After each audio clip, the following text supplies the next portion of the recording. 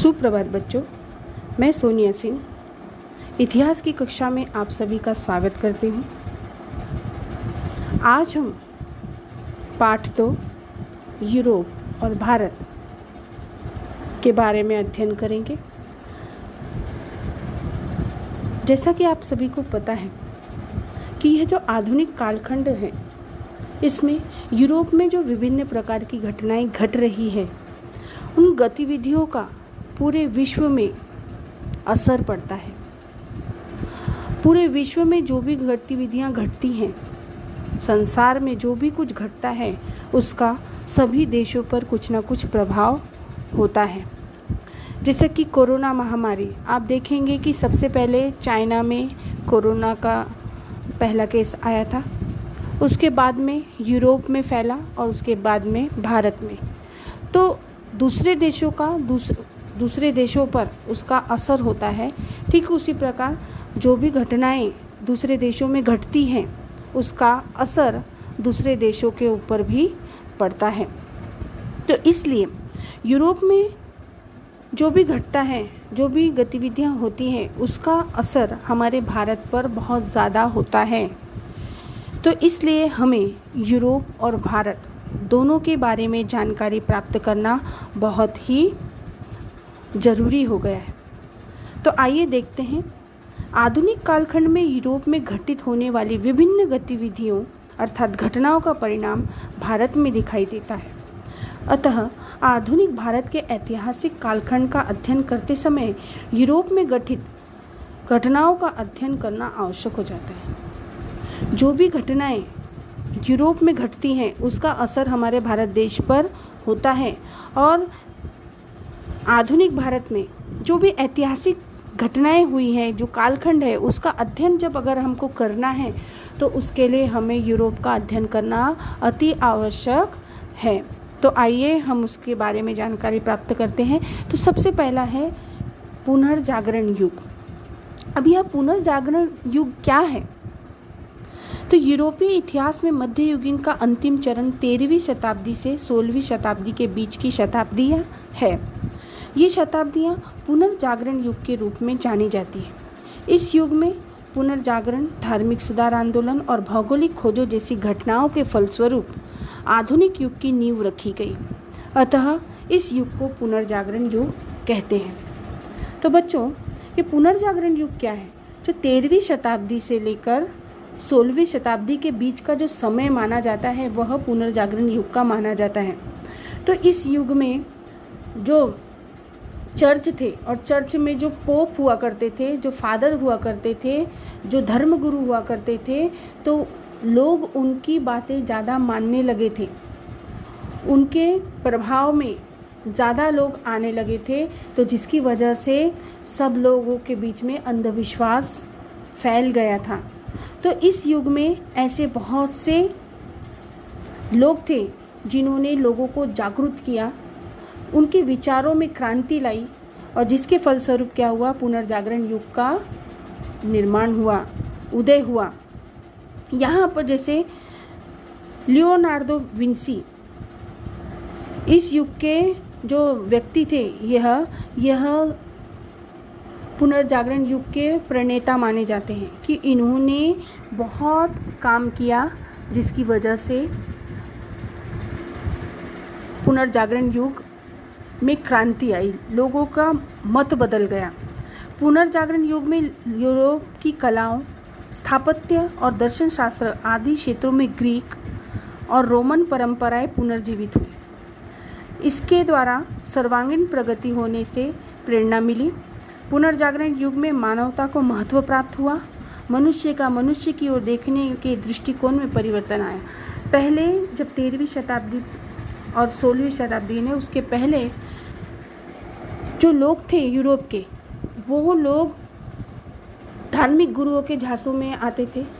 वो जो धर्म में बताया जाता था उसे ही सर्वोपरि मानते थे, उसके अलावा वह किसी भी चीज़ को कोई महत्व नहीं देते थे।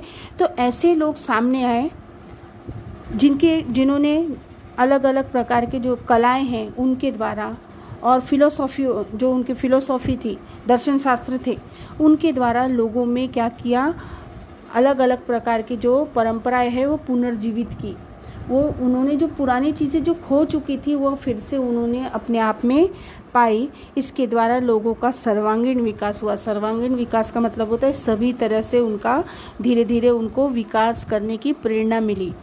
और तब पुनर्जागरण युग से क्या हुआ, मानवता को महत्व मिला। नहीं तो सब लोग सिर्फ जो फादर कहते, जो पोप कहते, जो धर्मगुरु कहते थे वही सत्य मानते थे। इससे पुनर्जागरण युग से क्या हुआ, मनुष्य को मनुष्य के प्रति देखने का जो नज़रिया था वह एकदम ही परिवर्तन आ गया। अब हम लियोनार्डो विंसी के बारे में जानकारी थोड़ी सी प्राप्त करते हैं। पुनर्जागरण युग का सर्वसंपन्न गुण व्यक्तित्व माना जाता है वो है लियोनार्डो द विंसी। वह अनेक शास्त्रों और कलाओं में पारंगत थे। उन्हें बहुत कलाएं आती थी, जैसे कि शिल्प कला, स्थापत्य कला, गणित, अभियांत्रिकी, संगीत, खगोल विज्ञान जैसे विविध विषयों पर उनका असाधारण अधिकार था। परंतु वह चित्रकार के रूप में विश्वविख्यात थे। उनकी जो सबसे फेमस चित्रकारी थी वो थी मोनालिसा और द लास्ट सपर। इनके लिए उनको बहुत सारे अवार्ड भी प्राप्त हुए। आपने मोनालिसा का चित्र देखा ही होगा, यह मोनालिसा है। इन्होंने ये ऐसी पेंटिंग बनाई जिससे पूरे विश्व में इनका नाम हुआ। धर्म के बदले सभी विचारों का केंद्र बिंदु मनुष्य बन गया। जो धर्म को लोग मानते थे, धर्म के अंधविश्वास में लोग थे, उससे हटकर ये पुनर्जागरण युग में लोगों ने थोड़ा सा हटकर सोचा और जो अलग अलग जो लोग थे, जिनके कलाओं के द्वारा, दर्शन शास्त्रों के द्वारा लोगों ने दूसरों को पुनर्जीवित किया और उनको मनुष्य के प्रति जो उनकी भावना है वह थोड़ी सी चेंज की। पुनर्जागरण आंदोलन ने मानव जीवन के सभी क्षेत्रों को व्याप्त किया। ज्ञान, विज्ञान तथा विभिन्न कलाओं के क्षेत्रों में हम पुनर्जागरण आंदोलन को देख सकते हैं। पुनर्जागरण युग की कलाओं और साहित्य में मानवीय भावनाओं और संवेदनाओं को व्यक्त किया जाने लगा। प्रादेशिक भाषाओं में साहित्य लिखा जाने लगा जिससे लोग समझ सके। लगभग 1450 ईस्वी में जर्मनी के जोहान्स गुटेनबर्ग ने छपाई यंत्र का आविष्कार किया। छपाई यंत्र का आविष्कार होने से नए विचार, नई संकल्पनाएं और ज्ञान का प्रचार प्रसार समाज के सभी वर्गों तक होने लगा। जब पुनर्जागरण युग का आंदोलन की शुरुआत हुई तो वहाँ पर सभी जो मानव जीवन के जो सभी क्षेत्र थे उसमें व्याप्त थे कि उन्होंने सबने उसमें बढ़ चढ़कर सहभाग लिया। ज्ञान, विज्ञान, कला, बहुत सारे जितने भी जो क्षेत्र हैं उन सब में पुनर्जागरण युग का हम लोग आंदोलन का झलक देख सकते हैं। और जिसके द्वारा क्या हुआ, उसका नतीजा यह निकला कि लोगों में कलाओं और साहित्य के प्रति उनकी भावनाएं और संवेदनाएं जागरूक होने लगी और लोग अपनी प्रादेशिक भाषाओं में साहित्य लिखने लगे, लेख लिखने लगे और जिससे लोग क्या हो, उनकी जो विचारधारा है वो समझ सके। उनके रीजनल लैंग्वेज में, जो वहाँ के जो लैंग्वेज थी उस लैंग्वेज में लोगों ने क्या किया, अपने ने साहित्य लिखने स्टार्ट किए, जिसकी वजह से वहाँ के लोगों को वो साहित्य पढ़ने में आसानी हो और उनके जो विचार है वो समझने में आसानी हो। फिर उसके बाद में 1450 में जोहान्स गुटेनबर्ग ने क्या किया, एक छपाई यंत्र का आविष्कार किया। छपाई यंत्र का मतलब कि प्रिंटिंग मशीन का उन्होंने आविष्कार किया, जिसके द्वारा क्या हुआ, उस आविष्कार से जो लोगों के जो विचार थे, जो लिखित रूप में थे, वह छपने शुरू हुए। छपने शुरू होने के बाद में वह लोगों तक के पहुंचने लगे, उनका प्रसार हुआ। वो पैम्पलेट की तरह लोगों को बांटते थे, जिसकी वजह से लोगों में विचार का जो नए जो विचार थे उसका प्रचार प्रसार करने में आसानी हुई। अब उसके बाद है धार्मिक सुधार आंदोलन। अब धार्मिक सुधार आंदोलन मतलब कि धर्म में जो धर्म के लोग जो थे, जो बड़े बड़े जो हमारे देखो पंडित, गुरु, ये सब होते हैं, तो उस ज़माने में जो फादर, पोप, ये सब जो धार्मिक गुरु थे, उनके जो विचारों को उनके विचारों में सुधार लाने के लिए क्या किया गया, धार्मिक सुधार आंदोलन किए गए। जैसे कि स्वतंत्र बुद्धि और विवेकशीलता से विचार करने वाले विचारकों ने रोमन कैथोलिक चर्च की पारंपरिक संकल्पनाओं की कड़ी आलोचना की। जो पहले के ज़माने के जो वहाँ के उस समय के जो पोप थे, जो धार्मिक गुरु थे, कैथोलिक जो चर्च थी, उनकी जो सोचने की जो संकल्पना थी बहुत ही क्षीण थी, यानी वह बहुत ही थोड़ा सोचते थे और बहुत ही लोगों को भड़काने वाला काम वह किया करते थे। तो जो अच्छे विचारवंत थे, विवेकशील, जो नई क्रांति लाना चाहते थे, ऐसे लोगों ने क्या किया, इन लोगों का जो विरोध किया, उसके खिलाफ आवाज़ उठाई, जिसका नतीजा ये हुआ कि जो ईसाई धर्मगुरु लोगों के जो अज्ञान से लाभ उठाकर कर्मकांड का ढोल पीटते थे, उनको मुंह तोड़ जवाब मिलने लगा। जो ईसाई धर्मगुरु थे, जो फादर लोग थे, पोप लोग थे, वो क्या करते थे कि लोगों में अज्ञानता है उसका लाभ उठाकर क्या करते थे, उनसे कुछ भी कार्य करवाते थे। कर्मकांड मतलब कि झगड़ा फसाद यह वह करवाते थे। परंतु जब नए विचारकों ने अपने मत रखने स्टार्ट किए, तो ऐसे ईसाई धर्मगुरुओं को क्या हुआ, मुंहतोड़ जवाब मिलने लगा। धर्म के नाम पर लोगों को वो लूटते थे। इसके विरोध में यूरोप में जो आंदोलन प्रारंभ हुआ, उसे ही धार्मिक सुधार आंदोलन कहा जाता है। कि जो इनके जो कैथोलिक जो चर्च के जो लोग थे, जो ईसाई धर्मगुरु थे, इनके खिलाफ जो आवाज़ उठाई गई, उसे ही हम क्या कहते हैं, धार्मिक सुधार आंदोलन कहते हैं। इस आंदोलन के फलस्वरूप क्या हुआ कि धार्मिक क्षेत्र में मनुष्य की स्वतंत्रता और बुद्धि प्रवणता को महत्व प्राप्त हुआ। अब धीरे धीरे क्या हुआ, लोग जो धर्मगुरु की बातों में नहीं आते थे, नए नए विचारों को वो अपनाने लगे और उन्हें समझ में आने लगा कि उनके लिए क्या अच्छा है और क्या बुरा है। इसके बाद है भौगोलिक खोज। अब भौगोलिक खोज में हम क्या पढ़ेंगे, देखिए 1453 ईस्वी में ऑटोमन तुर्कियों ने बाइजेंटाइन साम्राज्य की राजधानी जो कॉन्स्टेंटिनोपल है, इस्तांबुल को जीत लिया। इस नगर से एशिया और यूरोप को जोड़ने वाला व्यापारिक मार्ग जाते थे। तुर्कियों ने ये मार्ग बंद कर दिए। परिणाम स्वरूप यूरोपीय देशों को एशिया की ओर जाने वाले नए मार्गों की खोज करने की आवश्यकता होने लगी। इसी से भौगोलिक खोजों का नया युग प्रारंभ हुआ। अब जब 1953 ईस्वी में क्या हुआ था, ऑटोमन तुर्कियों ने क्या किया कि जो कॉन्स्टेंटिनोपल है उसको, जो मेन उनकी जो राजधानी थी, उसको जीत लिया। और उसको जीतने के से क्या हुआ, उन्होंने जितने भी रास्ते एशिया को जाते थे यूरोप से, उसे पूरी तरीके से क्या कर दिया, बंद कर दिया। और जिसके स्वरूप क्या हुआ, यूरोप से एशिया में आने में क्या होती थी, दिक्कत होने लगी। इसलिए क्या किया, यूरोप से एशिया में आने के लिए जो तुर्कियों ने अपना मार्ग बंद कर दिया था, उसके लिए उन्होंने क्या किया, अब उनको नया मार्ग चाहिए था। और जिससे ही भौगोलिक खोजों की क्या हुई, आवश्यकता पड़ने लगी और उन्होंने उसको स्टार्ट किया। तो आइए अब हम देखते हैं भौगोलिक खोज।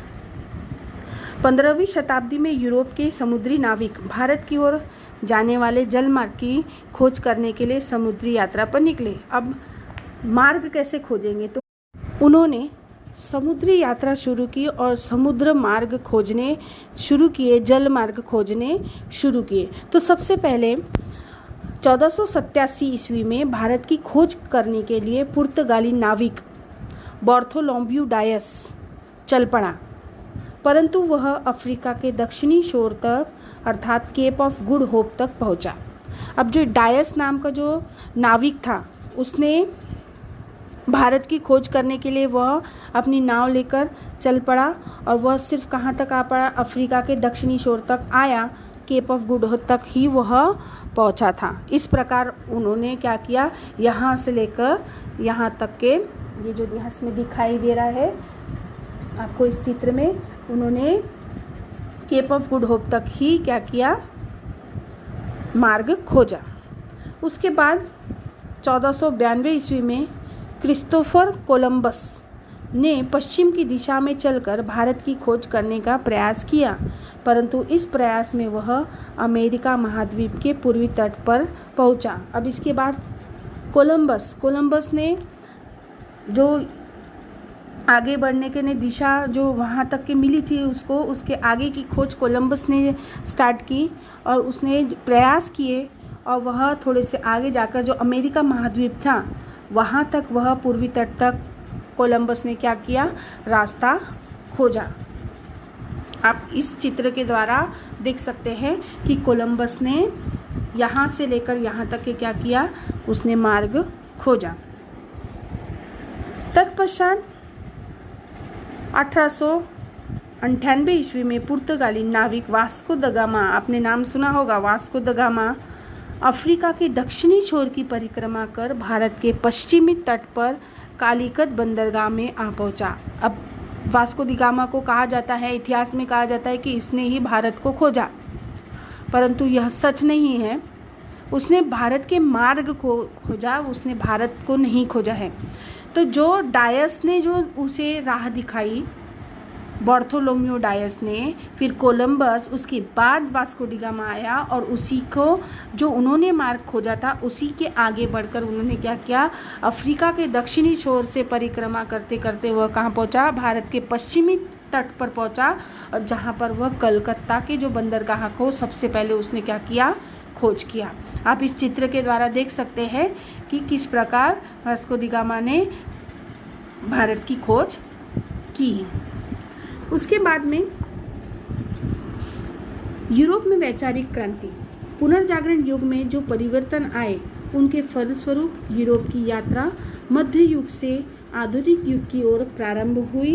इसी कालखंड में यूरोप में वैचारिक क्रांति हुई। अब वैचारिक क्रांति यानी विचार में क्रांति लाना, ऐसे बहुत से विचारवंत थे, फिलोसोफर थे, जिन्होंने लोगों में क्या किया, वैचारिक क्रांति लाने का प्रारंभ किया। तो इस कालखंड में सबसे ज़्यादा क्या हुआ, यूरोप में वैचारिक क्रांति हुई। पूर्ववर्ती अज्ञान और अंधश्रद्धा में से समाज मुक्त होने लगा। प्रस्थापित रूढ़ियाँ और मान्यताओं तथा घटित घटनाओं की ओर वैज्ञानिक और विश्लेषणात्मक दृष्टिकोण से देखा जाने लगा। जो पहले धार्मिक बंधन में बंधे हुए थे, अब वह विचार करने लगे। नई वैचारिक क्रांति के कारण उनके अंदर में बहुत सारे परिवर्तन आ गए। वह अज्ञान और अंधश्रद्धा से समाज धीरे धीरे क्या हो रहा था, मुक्त होते जा रहा था, और जो पुरानी जो रूढ़ियाँ थी, परंपरा थी, वह धीरे धीरे क्या हो रही थी, कम होती जा रही थी, और लोग वैज्ञानिक और विश्लेषणात्मक दृष्टिकोण से लोग सब चीज़ों को देखना स्टार्ट कर दिए थे। इस समग्र परिवर्तन को ही क्या कहते हैं, वैचारिक क्रांति कहते हैं। कि उन्होंने लोग समझने लगे कि इसके पीछे वैज्ञानिक दृष्टिकोण है, या अंधश्रद्धा कुछ नहीं होती। ये सारी चीज़ें लोगों को समझ आने लगी, और जिसकी वजह से वैचारिक क्रांति का उदय हुआ। इस वैचारिक क्रांति द्वारा यूरोप में विज्ञान के क्षेत्र में अनुसंधान और आविष्कार को प्रोत्साहन मिला। इसी के कारण क्या हुआ, जो यूरोप है उसमें विज्ञान से संबंधित बहुत सारे आविष्कार के इन्वेंशंस हुए, और धीरे धीरे लोग रिसर्च करने लगे, और इस प्रकार यूरोप की प्रगति होने लगी। और लोग जो धार्मिक रूढ़िवादियों में फंसे हुए थे, वे धीरे धीरे वैचारिक क्रांति में उन्होंने क्या किया, अपनाया उसे, और अपने अंदर बहुत सारे परिवर्तन किए। उसका परिणाम यह हुआ कि लोगों में समझ आ गई, और उन्होंने नए नए अनुसंधान एवं आविष्कार करना प्रारंभ कर दिया। तो बच्चों, आज केवल हम इतना ही पढ़ेंगे। इसके आगे का हम अगले पीरियड में देखेंगे। तब तक के लिए घर पर रहिए, स्वस्थ रहिए। धन्यवाद।